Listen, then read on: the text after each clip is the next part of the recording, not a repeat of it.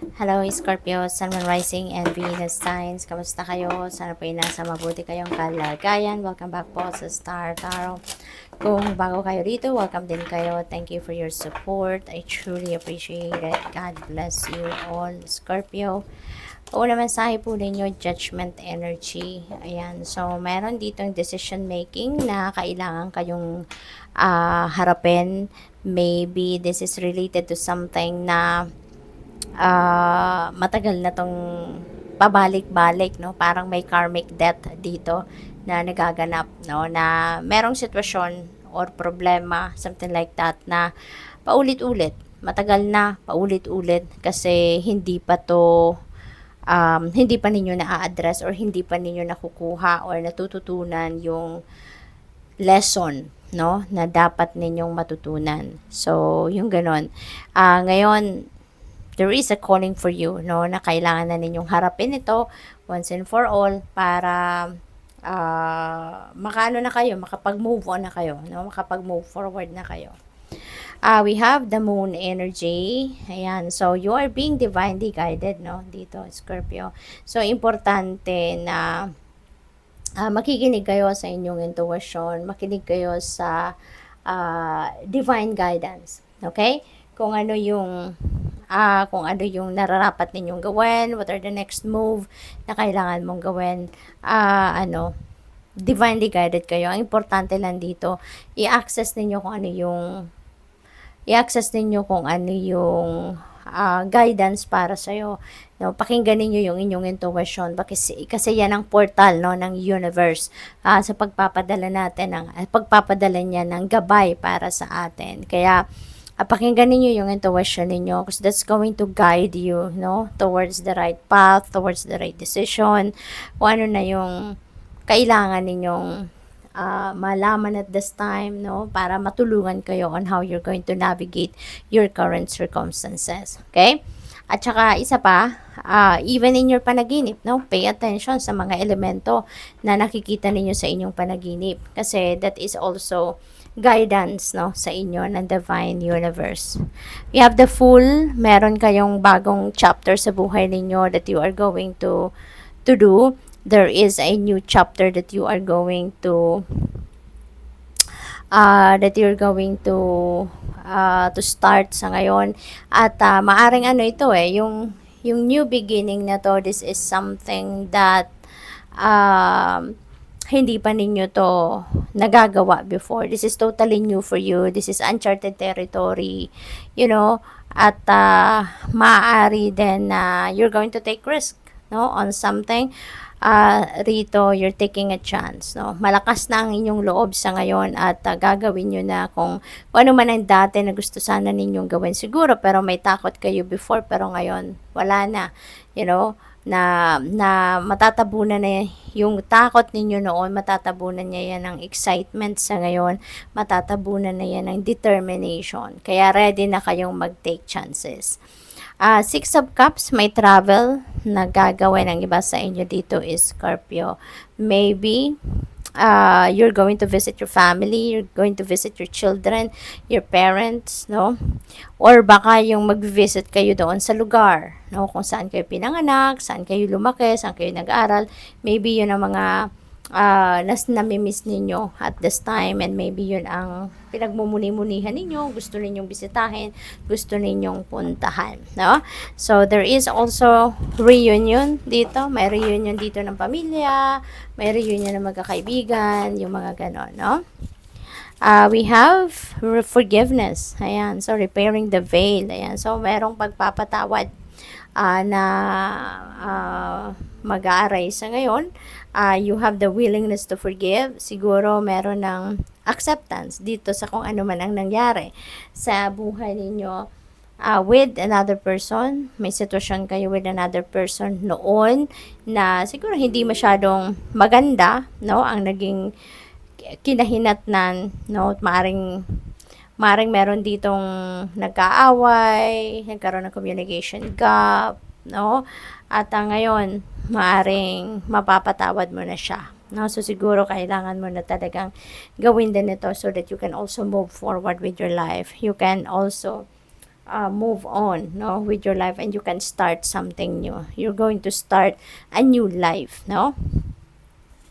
We have reconciliation. Ayan. So, mauuwi na to sa pagbabate. Maaayos, mapapatch up nyo na kung ano man yung hindi ninyo pagkakaintindihan with another person dito. Maaayos nyo na to. Magkakaroon na kayo ng pagkakataon na alam mo yun, ano ninyo, ma-address, no? Ma-address nyo ng tama kung ano yung hindi ninyo pinagkakaintindihan, and that is going to give way para doon sa pagbabate ninyo, no? And maybe you're going to start a new ang tawag dito, bagong yugto, no? Bagong chapter sa inyong relationship, anumang klaseng relationship ang nagkaroon kayo.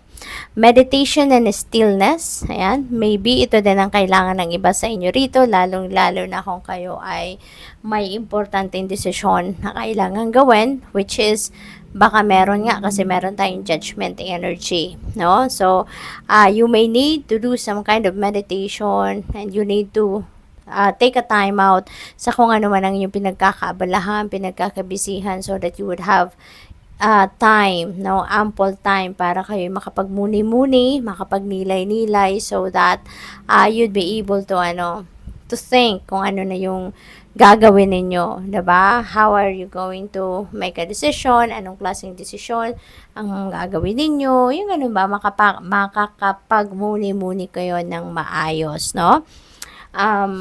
Meditation also bring answers. Kaya pwede rin ang iba sa inyo rito, you're seeking for answers. Maybe may mga katanungan kayo sa inyong sarili na kailangan ng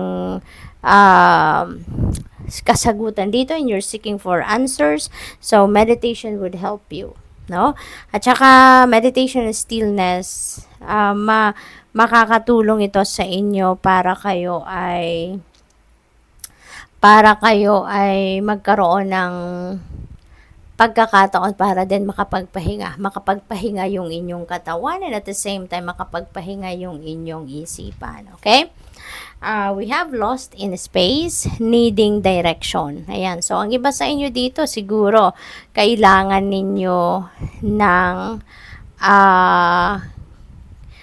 clear direction of where you're heading. Maybe related yan sa desisyon ninyo na kailangan gawin, at maybe kailangan din ninyo rito na makapag-isip-isip talaga para ma-figure out ninyo what is next for you, para ma-figure out ninyo kung ano na yung susunod ninyong gagawin, anong magiging priorities ninyo, something like that, no?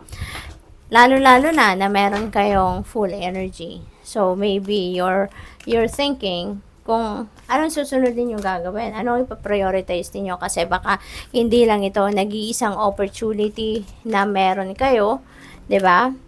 At baka maraming magagandang oportunidad dito na pinagpipilian kayo. We have open your heart, love yourself, dare to be vulnerable. Ayan, buksan ninyo ang inyong puso dito para sa pagpapatawad, which is good kasi meron na kayong forgiveness energy, at saka love yourself, no? This is the time na mas ipapakita ninyo siguro, or dapat na ninyong iparamdaman lang sa sarili ninyo yung iyong pagmamahal sa iyong sarili, okay? Love yourself, dahil itong pagbibigay mo ng pagkakataon sa sarili mo na makapagnilay-nilay kayo, makapagpahinga kayo, that is one way of showing your self-love. Kasi ibig sabihin, inaalagaan mo ang sarili mo, kaya pinagpapahinga mo din ang katawan mo, ang isipan mo, diba? That is one way of caring and loving for yourself. What else? We have the freedom of truth, communicate honestly, be who you truly are. Ayan, so communicate honestly. No, at ipakita mo kung sino ka, kung ano ka, express your thoughts, your feelings, and emotions. Okay? So, napakahalaga na maipapahayag mo kung ano yung totoo mo nararamdaman, ano yung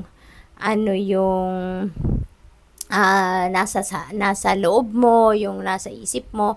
So, importante na nai-express mo yon. Importante na naipapahayag mo yon. Okay? Para mas nagkakaintindihan kayo ng mga nakakausap ninyo. Find clarity. Ayan, pure intention. So, maybe you are definitely seeking for clarity. Talagang naghahanap siguro kayo ng kalinawan sa inyong sitwasyon. Maybe you are confused of what is next for you. Maybe some of you confused of kung ano yung direksyon na tatahakin ninyo sa ngayon. Kaya nga, kailangan talaga na mag-meditate kayo para mag-ground ninyo yung inyong sarili. You can concentrate more. You can tap into your soul. You can listen to your intuition. At saka, magkaroon kayo ng clear direction sa ngayon para makita mo, 'di ba? Or ma-figure out mo kung ano na yung dapat mong gawin sa ngayon, no?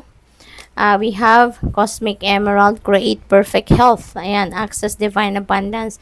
So, meron ditong love yourself, create perfect health. Diba? So, siguro kailangan nyo talagang alagaan ang inyong sarili sa ngayon, alagaan ang inyong pangangatawan, take care of yourself, no?